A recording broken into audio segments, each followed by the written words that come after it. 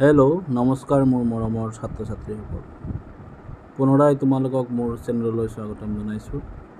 আজি মই ক্লাছ 9ৰ বিজ্ঞানৰ অধ্যায় 5 জীৱৰ মৌলিক একক the fundamental unit of life এই চেপ্টাৰটোৰ প্ৰথম অংশলৈ আহিছোঁ। এই বিষয়ে মই আলোচনা কৰিম আৰু মই মোৰ মৰমৰ ছাত্ৰ ছাত্ৰীসকলক এটাই কথা ক'ম, তোমালোকে ভিডিঅ'টো চাওঁতে লগত কিতাপখন ৰাখিবা আৰু পেঞ্চিলটো ল'বা আৰু ইম্পৰ্টেণ্ট পইণ্টকেইটা তোমালোকে আণ্ডাৰলাইন কৰিবা। মই আণ্ডাৰলাইন কৰি দেখাই দিম, ঠিক আছে? তেনেহ'লে পলম নকৰাকৈ আমি ভিডিঅ'টো আৰম্ভ কৰোঁ। জীৱৰ মৌলিক একক। জীৱ বুলিলে কি বুজা তোমালোকে নিশ্চয় আগৰ ক্লাছবিলাকত পাইছা। ক্লাছ 8তো এই চেপ্টাৰটো আছিলে। জীৱৰ মৌলিক একক, যি একক নহ'লে আমি জীৱৰ কোনো অস্তিত্বই নাথাকে। জীৱ বুলিলে কি বুজা তোমালোকে সৰু ক্লাছত পাই আহিছা, তথাপি মই এবাৰ ৰিভাইজ কৰি কৈ দিওঁ। জীৱ বুলিলে আমিতো হৈয়ে জীৱ। পৃথিৱীত বহুত জীৱ আছে, যেনে পানীৰ উদ্ভিদবিলাকো জীৱ পানীতো পোৱা যায়। আনকি কিছুমান জীৱ আমি চকুৰে দেখা নাপাওঁ, অনুজীৱও আছে, ঠিক আছে? যিয়ে জীৱ হওক, সকলো জীৱৰে এটা একক আছে, মৌলিক একক, প্ৰধান যিটো একক। এইটোৰ ওপৰতে এই গোটেই চেপ্টাৰটো। তেনেহ'লে আমি আলোচনা কৰোঁ। ৰবাৰ্ট হুকে এটুকুৰা কৰ্কৰ পাতল ছেদ পৰীক্ষা কৰি মৌকুহৰ নিচিনা কিছুমান খোটালি দেখা পাইছিল। কৰ্ক হ'ল গছৰ বাকলিৰ পৰা সৃষ্টি হোৱা এবিধ উপাদান। ৰবাৰ্ট হুক এজন বৈজ্ঞানিকৰ নাম। এটুকুৰা কৰ্কটো একচুৱেলি ইংলিছ ৱাৰ্ড হয়। কৰ্ক মানে আমি কওঁ গছৰ, যেতিয়া চাবা তোমালোকে নিশ্চয় দেখা পাইছা, গছবিলাকৰ যেতিয়া বাকলিবোৰ শুকাই যায়, আমি বাকলিবোৰ এনেকুৱা গুচাই লৈ আনিব পাৰোঁ, হয়নে? এইবোৰকে কৰ্ক বুলি কয়। ইয়াতে কোৱাও আছে, কৰ্ক হ'ল গছৰ বাকলিৰ পৰা সৃষ্টি হোৱা এবিধ উপাদান। সেয়াই আছিল 1665 খ্ৰীষ্টাব্দৰ কোনো এটা দিন, যিদিনা ৰবাৰ্ট হুকৰ তেওঁ নিজে সাজি উলিওৱা অনুবীক্ষণ যন্ত্ৰৰ সহায়ত এই পৰ্যবেক্ষণৰ দ্বাৰা এই খোটালিবোৰ দেখাৰ সৌভাগ্য ঘটিছিল। এতিয়া তোমালোকে এই পইণ্টটো মনত ৰাখিবা, এই তাৰিখটো আণ্ডাৰলাইন কৰি ৰাখিবা। 1665 খ্ৰীষ্টাব্দত। চোৱা, ইমান এটা গুৰুত্বপূৰ্ণ দিন। সেই দিনাখন ৰবাৰ্ট হুকে সেই কৰ্ক টুকুৰা পৰ্যবেক্ষণ কৰিছিল। কিহৰ দ্বাৰা কৰিছিল? তেতিয়া আজিৰ দৰে মানে অনুবীক্ষণ যন্ত্ৰ নাছিলে। আজিকালিতো হাইফাই অনুবীক্ষণ যন্ত্ৰ আছে, এডভান্স মানে খুব প্ৰযুক্তিশীল অনুবীক্ষণ যন্ত্ৰ। তেতিয়া নাছিলে। তেখেতে নিজে এটা অনুবীক্ষণ যন্ত্ৰ সাজি উলিয়াইছিলে। যিহেতু আমি খালী চকুৰে সেই কৰ্কটো আমি পৰ্যবেক্ষণ কৰিব নোৱাৰিম বুলি তেখেতে জানিছিলে, সেইবাবে তেখেতে নিজে এটা যন্ত্ৰ সাজি উলিয়াইছিলে। চোৱা, তেখেতে সেই কৰ্কটো পৰ্যবেক্ষণ কৰিছিলে আৰু তেতিয়া তেখেতে দেখা পাইছিলে এইদৰে সৰু সৰু, যেনেকুৱা আমি মৌকুহ বুজি পাইছোঁ, তো আমি যে মৌ পাওঁ, হানি, মধু, এইবিলাক এইদৰে তেওঁ সৰু সৰু এইদৰে তেখেতে সৰু সৰু কোঠালি দেখা পাইছিল সেই গছৰ বাকলিবিলাকত, ঠিক আছে? ৰবাৰ্ট হুকে সেই কোঠালিবোৰকে কোষ বুলি আখ্যা দিছিল। ৰবাৰ্ট হুকে সেই কোঠালিবিলাকক কি নাম দিছিল? কোষ মানে চেল। কোষ নামটো তোমালোকে নিশ্চয় আগতে শুনি পাইছা। কোষ শব্দটো ক'ৰ পৰা আহিছে এটা প্ৰশ্ন হ'ব পাৰে, তোমালোকে এটা প্ৰশ্ন লিখিব পাৰা, কোষ শব্দটো ক'ৰ পৰা আহিছে। এইটো এটা দাগ দিব পাৰা। লেটিন শব্দ চেলৰ অৰ্থ হ'ল সৰু সৰু কোঠালি। চেলৰ অৰ্থ কি? কোনোবাই যদি তোমালোকক প্ৰশ্ন কৰে চেল মানে কি, জীৱৰ মৌলিক এককটো হয়, চেলৰ এনে অৰ্থটো হ'ল কি? সৰু সৰু কোঠালি। এই পৰ্যবেক্ষণটো দেখাত তাৎপৰ্যবিহীন যেন লাগিলেও বিজ্ঞানৰ ইতিহাসত ই এক গুৰুত্বপূৰ্ণ ঘটনা। তেখেতে এটা খোটালিহে পাইছে, কেইটামান খোটালি পাইছে, এইটোনো কি ডাঙৰ কথা, এনেকৈ আমাৰ মনত তেতিয়া মানুহৰ মনত আহিব পাৰে। কিন্তু এইটো এটা, যদিও আমাক এনেকুৱা লাগে তাৎপৰ্য নাই, কিন্তু এইটো বিজ্ঞানৰ কাৰণে এটা ডাঙৰ এটা আৱিষ্কাৰ। মানে আমাৰ গোটেই দেহটো আমাৰ বুলি নহয়, যিকোনো জীৱৰ গোটেই দেহটো কোষেৰে গঠিত। আমাৰ যিকোনো বেমাৰ হয়, যিকোনো অসুবিধা হয়, এই কোষবিলাকৰ অসুবিধা হ'লে লাহে লাহে আমাৰ সেই দেহৰ সেই অংগটোত আমাৰ এইবোৰ অসুবিধা পাওঁ আমি। বুজি পাইছা? সেই কোষটো ঠিক কৰিব পাৰিলে, ধৰি লোৱা তোমালোকক মই এটা সাধাৰণ কথাৰ লগত মিলাইছোঁ, যদিও এইটো কোষ নহয়। ঘৰ এটা বনাবলৈ কি লাগে? ইটা লাগে। ইটাবোৰ এটা ইটা দিতো ঘৰটো নহ'ব, বহুতকেইটা ইটা বহাই এটা ৰুম হয়, আৰু 2-3টা ৰুম মিলি এটা ঘৰ হয়।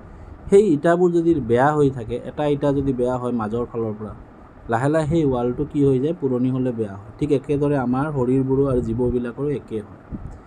সেইবুলি কোষটো ইটা নহয়, মই এটা উদাহৰণ দি তোমালোকক বুজাইছোঁ। তো ঘৰটোৰ মৌলিক একক ইটা, আৰু আমাৰ জীৱবিলাকৰ মৌলিক একক কি হৈ গ'ল? কোষ। এইটো পৰীক্ষাত যদি আহে, জীৱৰ মৌলিক এককৰ নাম লিখা, এইটো এটা প্ৰশ্ন তোমালোকে বনাই ল'বা। কোষ। এই পৰ্যবেক্ষণৰ দ্বাৰাই জীৱৰ দেহ যে কিছুমান পৃথক পৃথক এককৰ দ্বাৰা গঠিত, তাক কোনো এজনে পোনপ্ৰথমে সাব্যস্ত কৰিবলৈ সক্ষম হ'ল। ইয়াতো এটা প্ৰশ্ন তোমালোকে বনাব পাৰা যে জীৱৰ দেহটো যে পৃথক পৃথক এককৰ দ্বাৰা গঠিত, কোনে প্ৰথম সাব্যস্ত কৰিবলৈ সক্ষম হৈছিল? ৰবাৰ্ট কোখ। সেই দিন ধৰি জীৱবিজ্ঞান বিষয়ত বৰ্তমানলৈকে তেনে এককবিলাকক কোষ বুলি অভিহিত কৰি অহা হৈছে। এতিয়া কোষ সম্বন্ধে কিছুমান কথা জানি বুজি লওঁ আহা। ইয়াতে জীৱবিলাক কিহেৰে গঠিত? এইটো এটা প্ৰশ্ন। জীৱবিলাক কোষেৰে গঠিত। এইটো তোমালোকৰ স্কুলত এই প্ৰেক্টিকেলটো কৰি দেখাব। যিহেতু মোৰ ঘৰত অনুবীক্ষণ যন্ত্ৰ নাই, নহ'লে মই দেখুৱাই দিলোঁ। কিদৰে দেখুৱাব মই কৈ আছোঁ।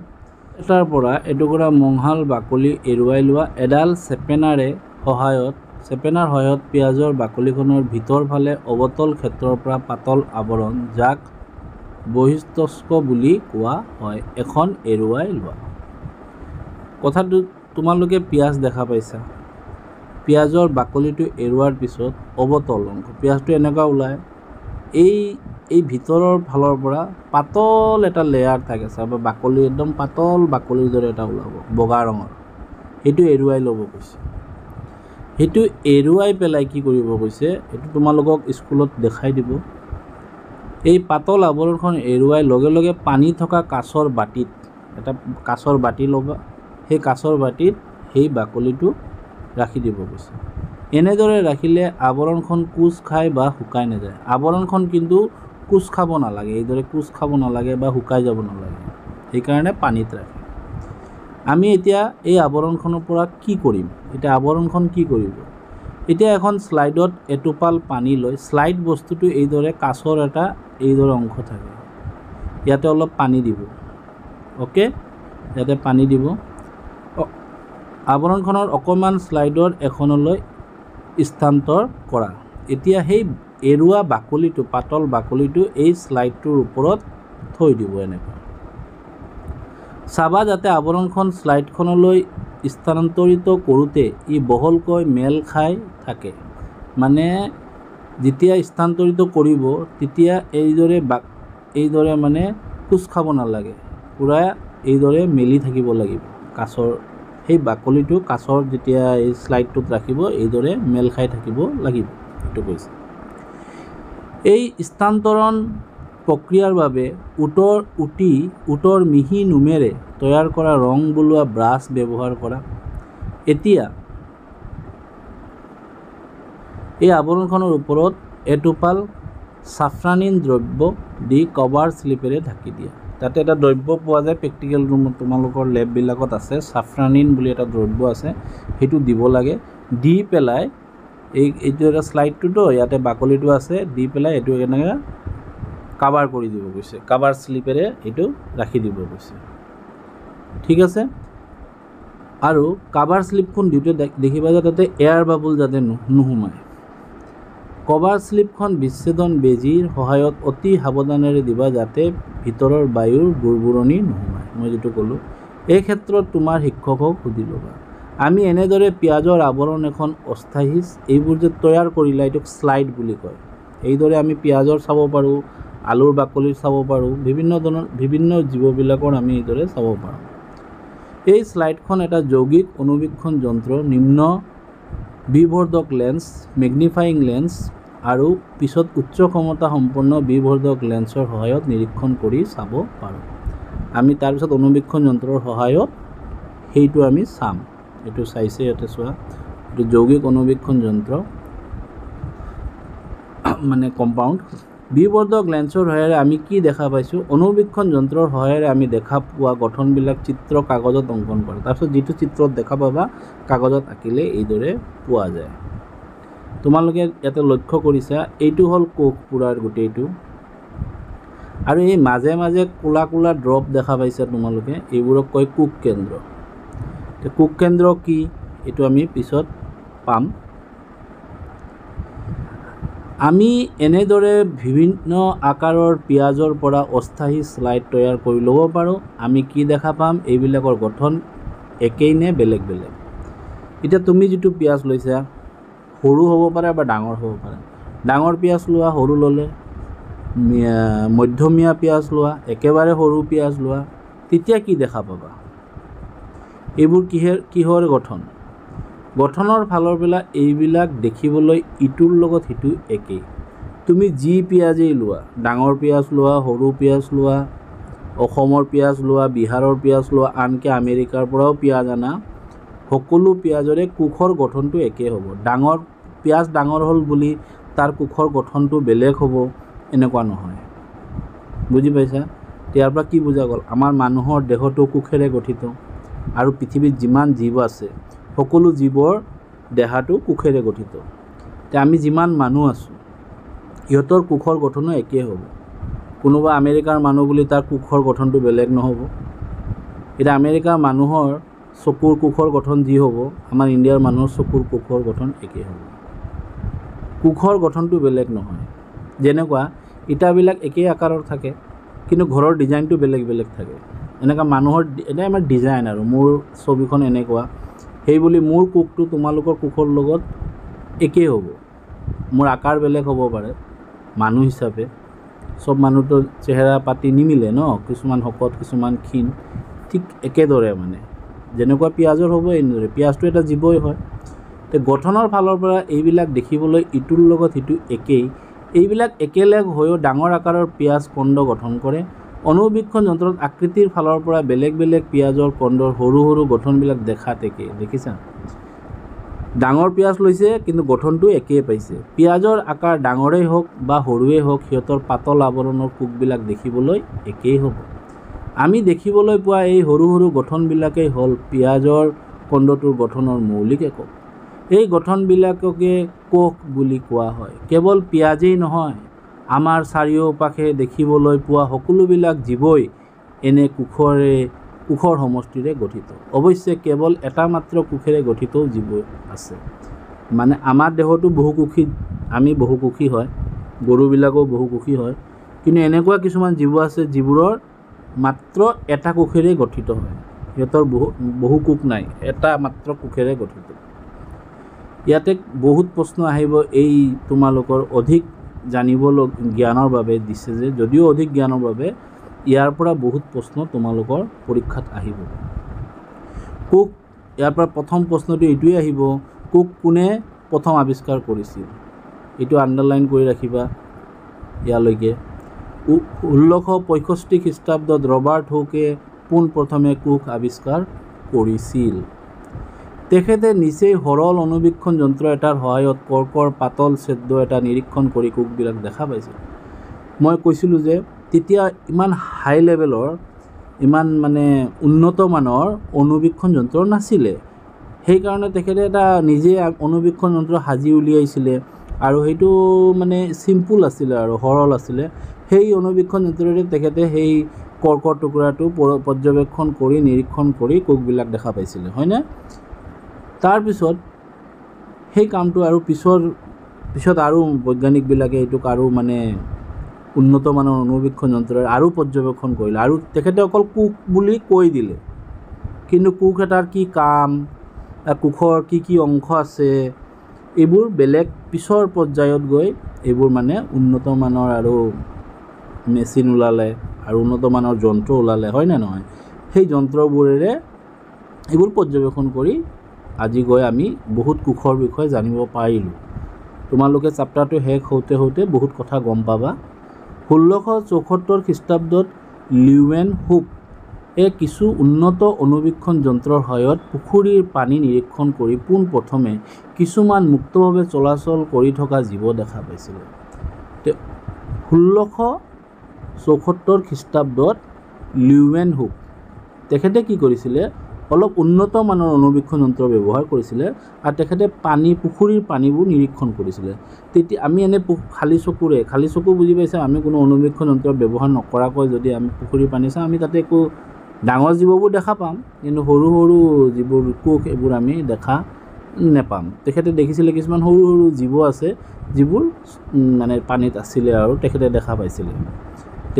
এইটো এটা প্ৰশ্ন বনাব পাৰা, কোনে পোনপ্ৰথমে পুখুৰীৰ পানীত নিৰীক্ষণ কৰি মুক্তভাৱে চলাচল জীৱ ধৰা পেলাইছিলে?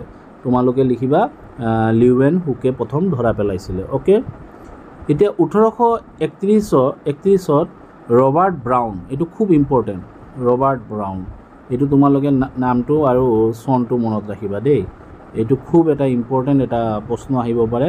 1831ত ৰবাৰ্ট ব্ৰাউনে কোষত কোষ কেন্দ্ৰ অৱস্থিতি ধৰা পেলাইছিল।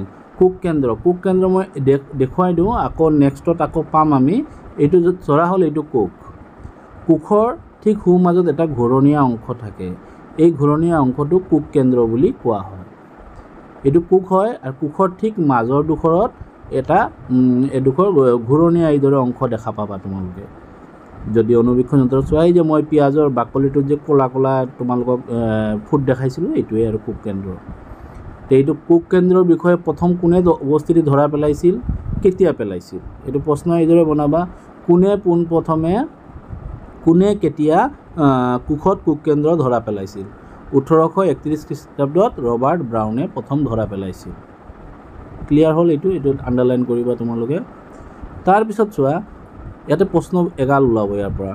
1839 খ্ৰীষ্টাব্দত কোষত থকা জুলীয়া পদাৰ্থখিনিক পাৰ্কিনজি প্ৰট'প্লাজম বুলি নামাকৰণ কৰিছিল। তে চোৱা, মই লাহে লাহে কোষ আঁকি যাম, চেপ্টাৰটো শেষ হওঁতে হওঁতে তোমালোকে নিজে কোষ আঁকিব পৰা হ'বা। তোমালোকে এইটত কোষ পাইছা, উদ্ভিদ কোষ, প্ৰাণী কোষ আঁকিবা। কিছুমানে বুজি আঁকিছে, মই কোৱা নাই সকলোৱে নুবুজি আঁকিছে, কিন্তু মোৰ ক্লাছটো যদি তোমালোকে বুজি লোৱা, তোমালোকে নেচাই পেলাই কোষৰ অংকন কৰিব পাৰিবা, একেবাৰে সহজ। তে মই এটা কোষ আঁকি ল'লোঁ। কোষটো তুমি আকাৰ ঘূৰণীয়াও দিব পাৰা, তোমালোকে এইদৰেও দিব পাৰা, তোমালোকৰ ইচ্ছা, ঠিক আছে? অ'কে, মই ঘূৰণীয়া দিলোঁ, যিহেতু মোৰ ঘূৰণীয়া ভাল লাগে আৰু ঘূৰিও ভাল লাগে, ঘূৰণীয়াও ভাল লাগে। অ'কে, তে মই প্ৰথম কোষ কেন্দ্ৰ দিলোঁ। এইটো কোষ কেন্দ্ৰ।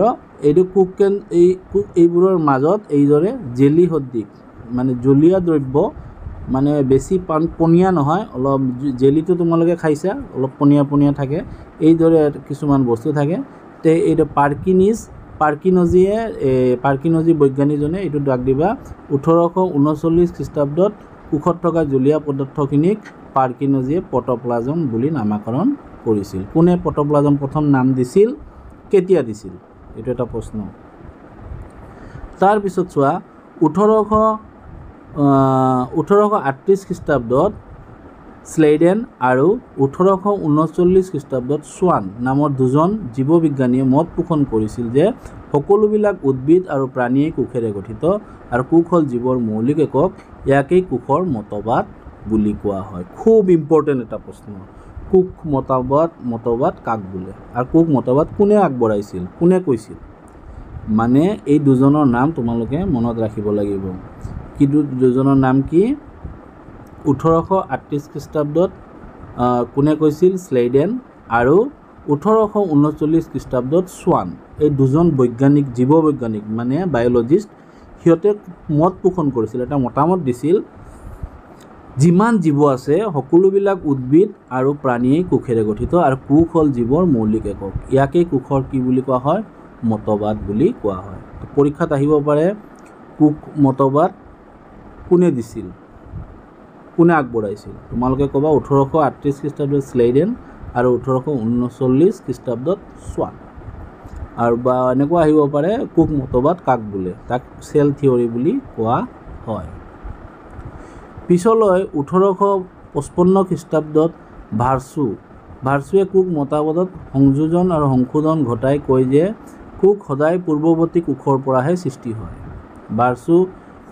তেখেতসকলে কৈছিল সকলো জীৱই, উদ্ভিদ হওক প্ৰাণী হওক, সকলো জীৱই কুশৰ দ্বাৰা গঠিত।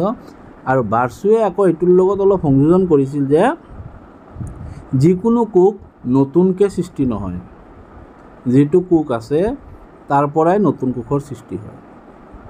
এইটো এটা খুব ইম্পৰ্টেণ্ট।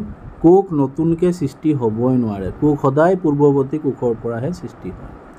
মানে আমাৰ এই পৃথিৱীত যেতিয়া জীৱৰ সৃষ্টি হৈছিলে, যেতিয়া যিটো কুক আছে সেই কুকবিলাকৰ পৰাইহে নতুন নতুন জীৱৰ সৃষ্টি হৈছে। তোমালোকে নিজে চোৱা, তোমালোকৰ সৃষ্টি তোমালোকৰ মা দেউতাৰ পৰা হৈছে, মোৰ সৃষ্টি মোৰ মা দেউতাৰ পৰা হৈছে, বুজিছে? আমাৰ শৰীৰত নতুন কোনো কুক অহা নাই, আমাৰ মা দেউতাৰ কুকবিলাকৰ পৰাহে আমাৰ সৃষ্টি হৈছে, ঠিক আছে? এইদৰে আমাৰ মা দেউতাহঁতৰ দেহটো সিহঁতৰ মা দেউতাৰ কুকবিলাকৰ পৰা সৃষ্টি হৈছে, দেখা পাইছা? সেইকাৰণে মা দেউতাৰ লগত আমাৰ শৰীৰৰ গঠন মিলে, কথা কোৱাৰ ধৰণ মিলিব, ভাই ভনীৰ লগত আমাৰ চেহেৰা ছবি মিলে নে নিমিলে? আমাৰ বহুত শৰীৰৰ গঠনবোৰ বহুত মিল হয়। সম্পূৰ্ণ মিল নহয়, কিয় নহয়? তুমি যদি কাগজ এটা জেৰেক্স কৰা, অৰিজিনেলটোৰ সমান একেটো নহয়, কিন্তু দেখাত প্ৰায় একে, হয় নে নহয়? তুমি কিবা লিখি পেলাই যদি জেৰেক্স কৰা বা প্ৰিণ্ট আউট কৰা, হয় নে নহয়? এতিয়া আমি হ'ল জেৰেক্স কপি আমাৰ মা দেউতাৰ। সেইকাৰণে সম্পূৰ্ণ নিমিলিব পাৰে, কাৰণ যেতিয়া কপি হয় তেতিয়া অলপমান অমিল থাকে। এইটো তোমালোকে আৰু হায়াৰ ক্লাছত আৰু পাবা, এই চেপ্টাৰতে পাবা অলপ পিছত গৈ। মই সেইটো মানে মনত ৰাখিবা, কুক সদায় পূৰ্বৱৰ্তী কুশৰ পৰাহে সৃষ্টি হয়। মনত থাকিব, নতুন কুশৰ পৰা কেতিয়াও কুশৰ সৃষ্টি, নতুনকৈ কোনো কুশৰ সৃষ্টি নহয়। নতুনকৈ যদি কুক সৃষ্টি হ'লেহেঁতেন, পাৰিলেহেঁতেন বৈজ্ঞানিকে, মানুহ নমৰিলেহেঁতেন, কোনো জীৱই নমৰিলেহেঁতেন। ছাপ'জ মোৰ চকুৰ কুকবোৰ বেয়া হৈ গৈছে, লাহে লাহে বয়স হ'লে মানুহৰ কুকবোৰ বেয়া হয়, যেনেকুৱা মেচিনবিলাকো পুৰণা হ'লে বেয়া হয়। তোমালোকেতো মোবাইল খুব ইউজ কৰা ন? মোবাইলটো প্ৰথম কিনাৰ সময়ত খুব কি থাকে, মানে স্পীডটো ভাল থাকে, লাহে লাহেতো মানে কি হয়, তাৰ স্পীডটো কমি আহে, তাৰ কেমেৰাৰ কোৱালিটি কমি যায়, মেচিনটো বেয়া হয়, হয় নে নহয়? এতিয়া আমাৰ মানুহবিলাকৰো এই কুকবিলাক লাহে লাহে আমাৰ যিমান বয়স হৈ গৈ থাকে চকুৰ পাৱাৰ কমি যায়, দাঁত সৰে, স্কিনটো অলপ, বয়সীয়াল মানুহৰ স্কিনবোৰ অলপ কোচ খাই আহে। আমি যদি কুক নতুনকৈ সৃষ্টি কৰিব পাৰিলোহেঁতেন, তেতিয়া আমি সেই স্কিনৰ কুকবোৰ আমি চেঞ্জ কৰি নতুন কুক বনাই তাতে লগাই দিলে দেখোন আমি সদায় মানে আমাৰ যৌৱনকাল নাযাব আৰু আমি মানে য়ং হৈ থাকিম আৰু ন, আমাৰ বেমাৰ আজাৰো নহ'ব। কিন্তু এইবোৰ বৈজ্ঞানিকসকলে চেষ্টা কৰি আছে, এতিয়ালৈকে সফল হোৱা নাই, কিন্তু ভৱিষ্যতত হ'বও পাৰে। এইবোৰ যদি হৈ যায় মানুহ অমৰেই হৈ যাব দেখোন। এইটো সৃষ্টিৰ এটা মানে সৃষ্টিৰ কাৰণে ভালো হয়, কিন্তু এইটোৰ এটা বেয়াও গুণ আছে। এইবোৰ বিষয়ে মই বেছি বিতংকৈ নকওঁ, যিহেতু তোমালোকে এতিয়া মানে পাঠ্যপুথিৰে পঢ়াই আছোঁ, মানে এইটোৱে কথা আৰু। 1940 খ্ৰীষ্টাব্দত ইলেক্ট্ৰন অনুবীক্ষণ যন্ত্ৰ আৱিষ্কাৰ হোৱাৰ পাছত কোষৰ জটিল গঠন আৰু কোষ অংগাণু, ইয়াতে এটা শব্দ আছে কোষ অংগাণু, এইটো মই অলপ বহলাই তোমালোকক ক'ম, তোমালোকে মন দি শুনিবা। অংগাণু, অংগ, আমাৰ এই চকু, নাক, কাণ, জিভা এইবোৰ কি অংগ? এইটো অংগ, সেই অংগবোৰকে বুজাইছে। এই কোষ অংগাণু মানে কোষৰ অংগ, আৰু ইয়াতে কৈছে, মানে কোষটো নিজেই সৰু। কোষক আমি খালী চকুৰে, আমাৰ গাৰ কোষবিলাকক আমি খালী চকুৰে দেখা নাপাওঁ, হয়নে? কোষৰ যদি অংগ হয়, কোষৰ অংগবোৰতো মানে তোমালোকে ভাবি লোৱা আৰু সৰু হ'ব, সেইকাৰণে অণুৰ লগত তুলনা কৰিছে অংগাণু, বুজি পাইছা? আমাৰ যিদৰে নাক, কাণ, আমি কিহেৰে গোন্ধ লওঁ? নাকেৰে গোন্ধ লওঁ। কিহেৰে আমি চাওঁ? চকুৰে চাওঁ। কিহেৰে লিখোঁ? হাতেৰে লিখোঁ। ঠিক একেদৰে কোষবিলাকৰো বিভিন্ন কাম থাকে। আমি উশাহ নিশাহ কিহেৰে লওঁ? আমাৰ পাচন ক্ৰিয়া কোনে কৰে?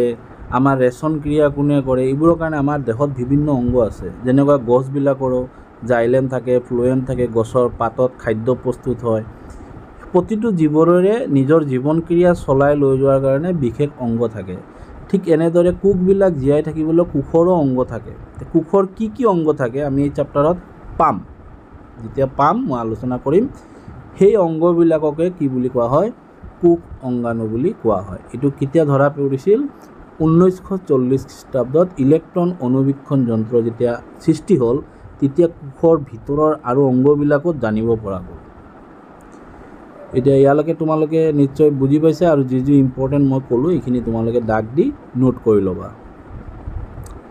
বিবৰ্ধক কাঁচ আৱিষ্কাৰ হোৱাৰ পাছত মানে মেগনিফাইং লেন্স, যিবোৰ আমি ডক্টৰবিলাকে আমাৰ দাঁত চালে দাঁতৰ ডক্টৰে আমাৰ এইবোৰ ব্যৱহাৰ কৰে, আমাৰ দাঁতটো ডাঙৰ মানে ভালদৰে চাব পাৰে, হয় নে নহয়? বিবৰ্ধক কাঁচৰ পৰা আৱিষ্কাৰ হোৱাৰ পাছত আনুবীক্ষণিক জীৱবিলাকো আৱিষ্কাৰ হোৱা। আনুবীক্ষণিক মানে যিবোৰ অনুজীৱ, আমি যিবোৰ দেখা নাপাওঁ, এইটোও জানিব পৰা গ'ল যে কেৱল এটা মাত্ৰ কোষেৰে, এই দুটা নাম তোমালোকে লিখি ৰাখিবা। আৰু বহুত আছে কিন্তু কিতাপত এই দুটা নাম আছে, ক্লেমাইডমনাছ আৰু পেৰামেচিয়াম। বেক্টেৰিয়া আদি জীৱৰ দেহ গঠিত। এই জীৱ দুটা, বেক্টেৰিয়াটো এটা মাত্ৰ কোষেৰে গঠিত। আমাৰ দেহততো অসংখ্য কোষ আছে, কোটি কোটি কোষ আছে, আৰু এই দুটা জীৱ মাত্ৰ এটা কোষেৰে গঠিত। এই জীৱবিলাকক একোষী জীৱ বুলি আখ্যা দিয়া হয়। একোষী জীৱ কাক বোলে? তোমালোকক যদি কোনোবাই প্ৰশ্ন কৰে ক'ব পাৰিবা, যিবোৰ জীৱৰ দেহ মাত্ৰ এটা কোষেৰে গঠিত তেনেবোৰ জীৱক একোষী জীৱ বুলি কোৱা হয়। আনহাতে বহুকোষী জীৱৰ ক্ষেত্ৰত বহুবোৰ কোষ একলগ হয়, সিহঁতৰ শৰীৰৰ অংগ বিশেষ প্ৰয়োজন সাপেক্ষে বিভিন্ন কাম সমাধা কৰি জীৱন নিৰ্বাহ কৰে। এনে বহুকোষী জীৱৰ উদাহৰণ হ'ল ভেঁকুৰ, উদ্ভিদ, প্ৰাণী। আমি অন্য কিছুমান একোষী জীৱৰ নাম বিচাৰি উলিয়াব পাৰিমনে? আমি অন্য কিছুমান জীৱৰ একোষী জীৱৰ নাম উলিয়াব পাৰোঁনে? পাৰিবা। তোমালোকে অলপ চাবা, বেলেগ কিতাপবিলাক চাবা বা গুগলত মাৰি চাবা। আজিকালিতো সকলোৱে তোমালোকে মোবাইল ব্যৱহাৰ কৰা, তাতে লিখি দিবা নেইম ফিউ ইউনিচেলুলাৰ অৰ্গানিজম, একোষী জীৱৰ নাম দিয়া, চাৰ্চ কৰিলে তোমালোকে পাই যাবা। এইটো নিজে কৰিবা, তোমালোকে মোবাইল ধৰিয়ে থাকা ন। তে দুটা নাম মনত ৰাখিবা, পেৰামেচিয়াম আৰু ক্লেমাইডমনাছ। এই দুটা বেক্টেৰিয়া, দুটা একোষী জীৱৰে গঠিত। প্ৰত্যেক বহুকোষী জীৱৰ কেৱল এটা মাত্ৰ কোষৰ পৰাই সৃষ্টি হয়। এতিয়া আমিও বহুকোষী জীৱ, কিন্তু আমিও এটা সময়ত একোষী জীৱ আছিলোঁ। যেতিয়া আমি মাতৃৰ গৰ্ভৰ প্ৰথম যেতিয়া আহোঁ, তেতিয়া আমি এটা চাউলৰ দানাৰ পৰাও সৰুকৈ এটা মাত্ৰ কোষ থাকে। সেই এটা, মই মানুহৰ কথা কৈ আছোঁ দেই, তে এটা কোষৰ পৰা বিভাজিত হৈ 9 মাহ পিছত সম্পূৰ্ণ এটা মানুহৰ সৃষ্টি হয়। তে চোৱা, আমি বহুকোষী বুলি আমি ফুটনি মাৰি লাভ নাই, হয়নে নহয়? আমিও এটাৰ পৰাই সৃষ্টি হৈছে। ঘৰ এটা বনাওঁতো প্ৰথম এটা ইটেই বহাব, একেলগে গোটেই ৱালৰ ইট বহাই দিব পাৰে নেকি? নোৱাৰে নহয়। এটাৰ ওপৰত এটা, এটাৰ ওপৰত এটা, এটাৰ ওপৰত এটা বহাই ঘৰ এটা বনাওঁতে আমাক সময় লাগে। ঠিক তেনেদৰে আমি মই মানুহৰ কথা কৈছোঁ, বেলেগ জীৱবিলাকো, বেলেগ গছবিলাকো যদি একেলগে হ'লহেঁতেন আমিতো এদিনতে ডাঙৰ হৈ গ'লোহেঁতেন দেখোন। জন্ম হ'লোঁ, ডাঙৰ হৈয়ে গ'লোঁ, এনেকুৱাতো নহয়, সম্ভৱ নহয়। আমিও একোষী জীৱৰ পৰাইহে লাহে লাহে আমি কি হৈছোঁ? বহুকোষী হৈছোঁ। এই কথাষাৰি ইয়াতে কৈছে, প্ৰত্যেক বহুকোষী জীৱ কেৱল এটা মাত্ৰ কোষৰ পৰাই সৃষ্টি হয়।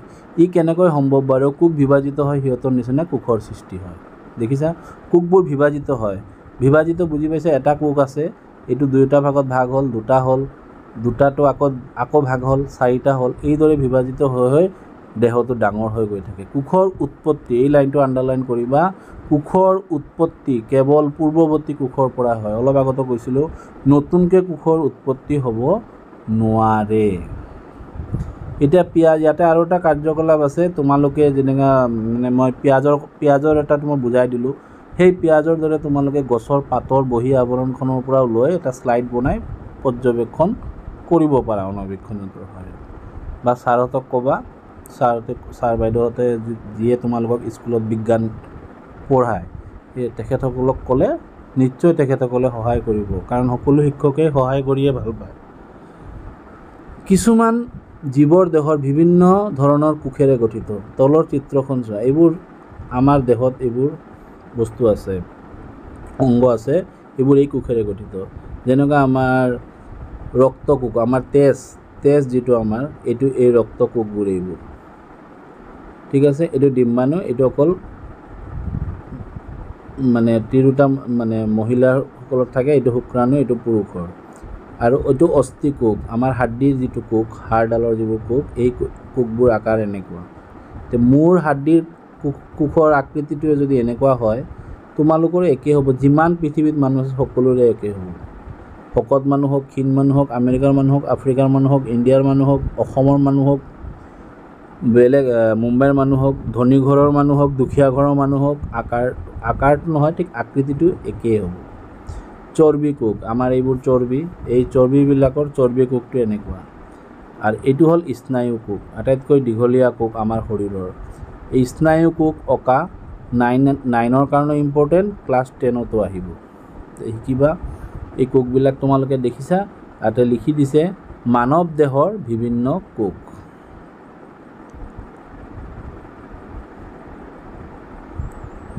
এতিয়া ইয়াতে কৈছে কোষৰ আকাৰ আৰু আকৃতি সিহঁতে সমাধা কৰা নিৰ্দিষ্ট কাৰ্যৰ লগত সম্বন্ধ আছে। কোষৰ আকাৰ কিদৰে হ'ব, আকৃতি কিদৰে হ'ব, সিহঁতে সমাধা কৰা, সিহঁতে কি কাম কৰে সেইটোৰ ওপৰত নিৰ্ভৰ কৰিব। এমিবাৰ দৰে কিছুমান কোষৰ আকাৰ আৰু আকৃতি সলনি হৈ থাকে। কাৰ কোষৰ আকাৰ আকৃতি সলনি হৈ থাকে এইটো প্ৰশ্নত আহিব পাৰে, এমিবাই নিজৰ কোষৰ আকাৰ আকৃতি সলাই থাকিব পাৰে। সেইবুলি আমাৰ কোষবিলাকে নোৱাৰিব, এমিবাই পাৰে। কিছুমান কোষে পাৰে, কিছুমান কোষে নোৱাৰে। কিছুমানৰ ক্ষেত্ৰত কোষৰ আকাৰ আকৃতি সদায় স্থিৰ থাকে, দেখিছা। কিছুমান কোষৰ আকাৰ আকৃতি জন্মৰ পৰা মৃত্যুলৈকে একে থাকিব। ইয়ে বিশেষ ধৰণৰ কোষৰ স্বকীয়তা বহন কৰে। উদাহৰণস্বৰূপে স্নায়ু কোষৰ আকাৰটো একে থাকিব। পৰীক্ষাত আহিব পাৰে কোনটো কোষৰ আকাৰ একে থাকে। আজিকালি বহুত সৰু সৰু প্ৰশ্ন আহিব, কাৰণ 45 মাৰ্ক তোমালোকৰ MCQ আহিব। পেটাৰ্ণবোৰ চেঞ্জ হৈছে, তোমালোকে নিশ্চয় গম পোৱা, স্কুলত কৈছে। প্ৰত্যেকটো জীৱিত কোষৰে কিছুমান মৌলিক কাৰ্য সমাধা কৰাৰ সামৰ্থ্য আছে। ইয়ে হ'ল সকলো জীৱৰ বৈশিষ্ট্য। যিমান জীৱিত কোষ আছে, মানে কোষবোৰ জীৱিত হৈ আছে, সকলোৰে মৌলিক কাৰ্য, আমাৰ মৌলিক কাৰ্য কি? উশাহ নিশাহ লোৱা, শ্বাস প্ৰশ্বাস চলি থকা, খাদ্য যে আমি খাওঁ এইটো পাচন হোৱা, তাৰপিছত ৰেচন, আমি যে টয়লেটত যাওঁ, টয়লেট হোৱা আমাৰ খুব ইম্পৰ্টেণ্ট। আমি খালেতো নহ'ব, হয়নে নহয়? ৰেচন ক্ৰিয়া, এইটো আমাৰ এটা জীৱন প্ৰক্ৰিয়া চলিবলৈ আমাৰ লাগিবই। আমি এতিয়া এইটো ক'ব নোৱাৰোঁ, ছাৰ মই কালি উশাহ ল'বলৈ পাহৰি গ'লোঁ, এইটোতো ক'লে নহ'ব। মই টয়লেটত যাব পাহৰি গ'লোঁ, এইটো অট'মেটিক আমাৰ টয়লেট লাগে, হয়নে নাই? আমি উশাহ নিশাহ ৰাতি শুই থাকিলেও আমাৰ উশাহ নিশাহটো চলি থাকে। এইবোৰ আমাৰ মৌলিক কাৰ্য। এইদৰে জীয়াই থাকিবলৈ আমাৰ এই কাৰ্যখিনি চলি থাকিব লাগিব। ঠিক তেনেদৰে আমাৰ মৌলিক কাৰ্য, আমি কেতিয়া জীয়াই থাকিম? আমাৰ কোষবিলাক জীৱিত হ'ব লাগিব। কোষবিলাকো জীৱিত হ'বলৈ হ'লে কোষবিলাকো জীয়াই থাকিব লাগিব, সিহঁতৰো মৌলিক কাৰ্য হ'ব লাগিব। সেইটোৱে কৈছে ইয়াত। জীৱিত কোষবিলাক কেনেকৈ এই মৌলিক কাৰ্যবিলাক সমাধা কৰে? আমি জানো যে মানুহকে ধৰি বিভিন্ন বহুকোষী জীৱৰ দেহত শ্ৰম বিভাজনৰ হয়। শ্ৰম বিভাজন বুজি পাইছা? এতিয়া শ্ৰম বিভাজন এই ৱাৰ্ডটো মই একদম চিম্পুল কথাত তোমালোকক বুজাই দিওঁ। শ্ৰম বিভাজন, শ্ৰম মানে কামৰ বিভাজন। তোমালোকৰ ঘৰতো কামৰ বিভাজন হয়। মায়ে ভাত বনায়, দেউতা কামলৈ যায়, বজাৰ দেউতাই কৰে, কেতিয়াবা মায়ে কৰে, এইটো পিছৰ কথা। তোমালোকে কিছুমান কাম কৰা। তোমালোকৰ স্কুলতো শ্ৰম বিভাজন আছে।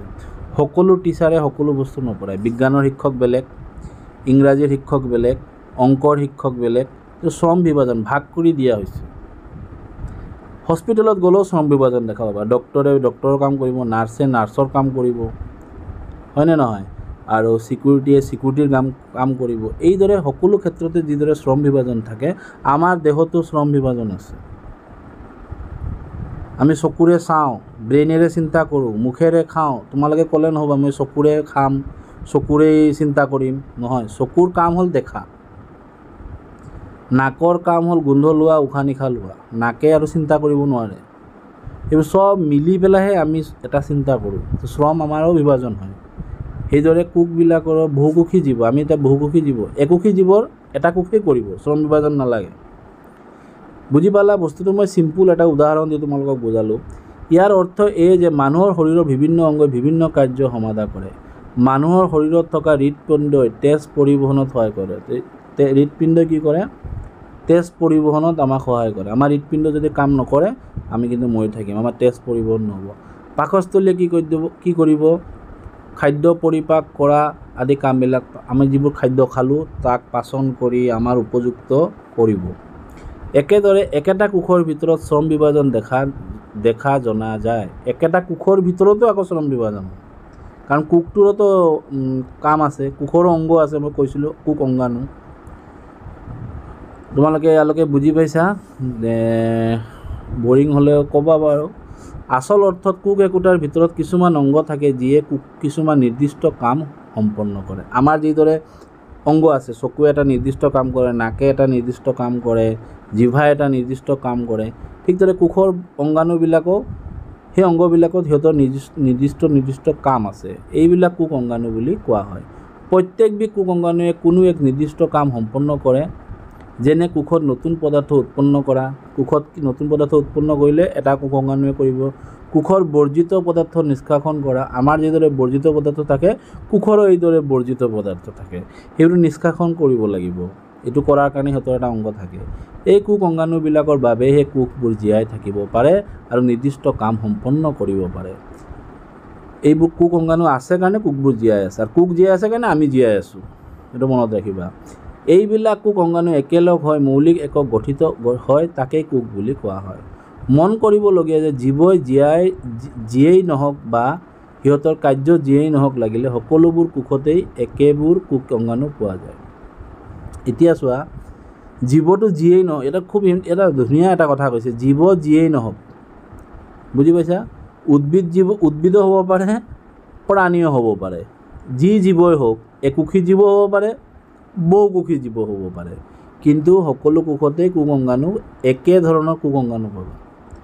এতিয়া তোমালোকেও মানুহ, ময়ো মানুহ, আমেৰিকাৰ জনো মানুহ, আফ্ৰিকাৰ জনো মানুহ, মানুহটো দেখাতে বেলেগ, সিহঁতৰ অংগবোৰতো একেই। এতিয়া তুমি ক'বা নেকি, নাই আমাৰ চকু 3টা, মোৰ চকু 5টা, মোৰ চকু চবৰে 2টাই চকু থাকে, হয়নে নহয়? অংগবোৰ আমাৰ একেই। বা তোমালোকে ক'ব নোৱাৰিবা মই এতিয়া ক'ম নেকি মই নাকেৰে দেখা পাওঁ? নক'ম নহয়। মই নাকেৰে গোন্ধই লওঁ আৰু উশাহ নিশাহ লওঁ, চবেই লয়, মই বুলি নহয়।